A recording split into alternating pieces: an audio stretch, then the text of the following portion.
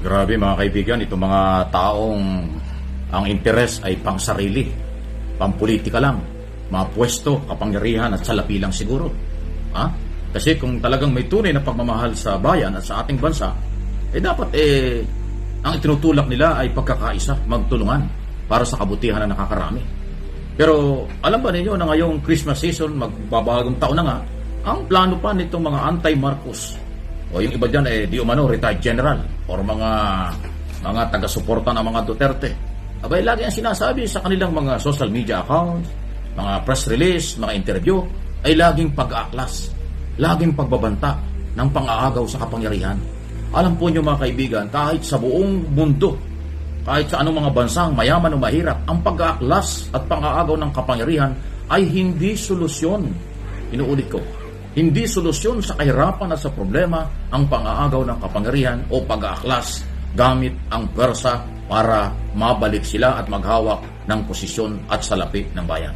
Tandaan nyo, aralin nyo, lahat ng klase ng sistemang pampolitika at gobyerno sa buong mundo, walang nagtagumpay at wala pong naging kabutihan ng tuloy-tuloy ang pag-aaklas.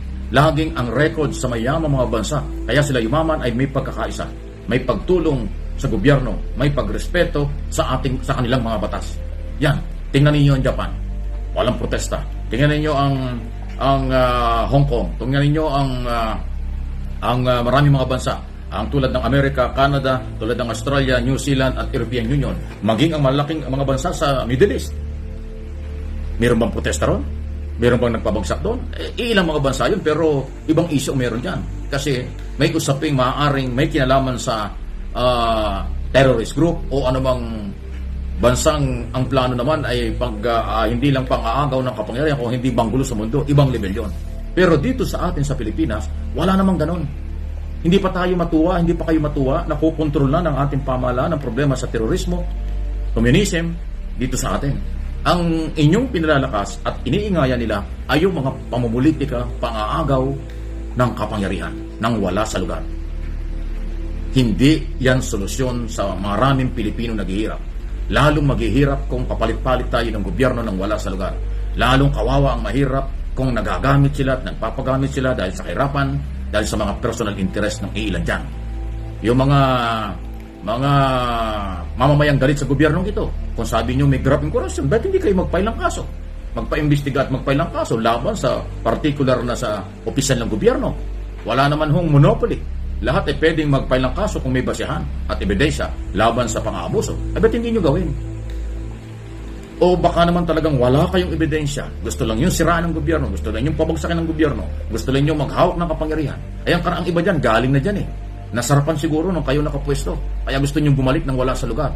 Sumali-sali kayo sa eleksyon, political exercise, na legal na naaayon sa ating saligang batas. Tapos ngayon na mawala kayo at hindi kayo napwesto, galit kayo sa gobyerno, gagamitin yung mahirap, pabagsakin ng gobyerno. Kasi yung people power o pag-aaklas naman sa pamahalaan, hindi yan magagawa ng isang sektor lang. Kaya huwag niyong gamitin, huwag niyong ibuli, huwag niyong isaywar o kung anumang meron kayong ginagawa sa ating mga military at kapulisan. Kasi hindi yan magpapagamit.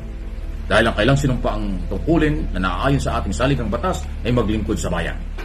At yung chain of command sa military, pagrespeto sa Commander-in-Chief, ang Pangulo, sa kanilang Chief of Staff, sa kanilang Department of National Defense Secretary. Ang ating kapulisan ganun din, pagrespeto sa PNP Chief at sa ating Pangulo. Yun Non-partisan sila. Pero bakit? Hindi ko nila lahat. Mayroong pangilan-ngilan, ayoko ng pangalanan, makapasikat lang, na mga retiradong mga militar daw na laging yan ang agenda. Tingnan mo ng mga buti kung ano sila at sino sila. Wala rin namang nagawa ng araw siguro. Di ba? Bakit sila nag-uorganisa para pabagsakan ng gobyerno? Hindi naman yan ang solusyon, inuulit ko. Bakit? Pag nagpalit ba ng gobyerno at kayo maghawak ng gobyerno, babagsak ba ang presyo ng pagkain? Nabilihin? Tulad ng rice. Dadami ba ang Pilipino may trabaho? Dadami ba ang turista at kapitalista sa bansa? Hindi naman Lalong maghihirap. Kasi pag nagpalit ng gobyerno, nang wala sa oras, back to zero.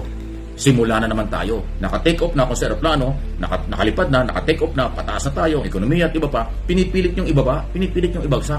Kasi ang interest nyo, sarili lang. Gusto nyo kayo ang magpalipad ng aeroplano. Hindi lang kayo kontentong sakay. Gusto nyo lumipad pa kayo. Di ba? Dahil sa power, siguro salapi, pera. Tama na, sobra na. Maawa naman kayo sa bayan at maawa kayo sa mga taong ginagamit nyo. Yung kahirapan, kahinaan, inaabuso nyo para sa inyong interes. Nakita nyo, wala sumasama sa inyong malalaking tao, na mga politiko, na mga negosyante, kasi alam nila ang inyong agenda.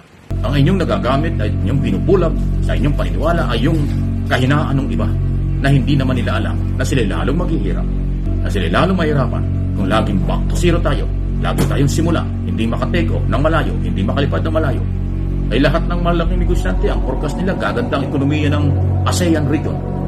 Kasama ang Pilipinas. Pag sinabing ASEAN, maraming bansa sa ASEAN, uunlad, gaganda ang ekonomiya natin. Pagdating ng tamang panahon, basta nasa tamang direksyon. Kasama tayo dun eh. Una-una, ang Pilipinas hindi dapat nagugutom kasi meron tayong agricultural country tayo.